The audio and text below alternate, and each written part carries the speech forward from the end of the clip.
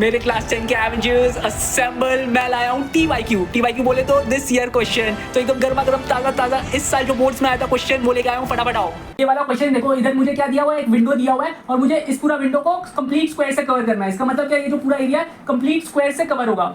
अब ये वाला साइड को देखो, अब क्योंकि मुझे कंप्लीट स्क्वायर से कवर करना है तो ये वाला जो साइड है, ये इसका लेंथ क्या होना चाहिए, इसका ऐसा लेंथ होना चाहिए जो 216 को एग्जैक्टली मेजर कर दे, या कह सकते हैं कि ये जो लेंथ है ऐसा होना चाहिए जो 216 को एग्जैक्टली डिवाइड कर दे। चलो अगर मान लेते हैं कि हम बोले कि हम ऐसा लेते हैं जो डिवाइड नहीं करता, मान लो 40 सेंटीमीटर, तो अगर मैं ये 40 लिए, ये 40 लिए, 40 40 40 तो 200 सेंटीमीटर तक एग्जैक्टली मेजर हो जाएगा।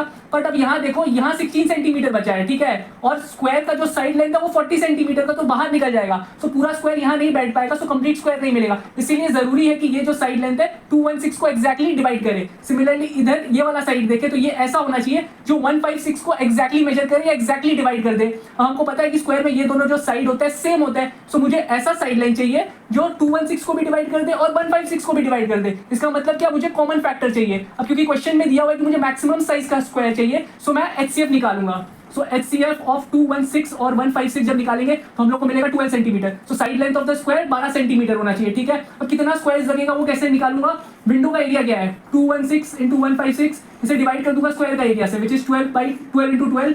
सो जब ये कैलकुलेट करेंगे तो हमें मिलेगा 18 into 13 which is equal to 234 square. सो ये आंसर है हमारा।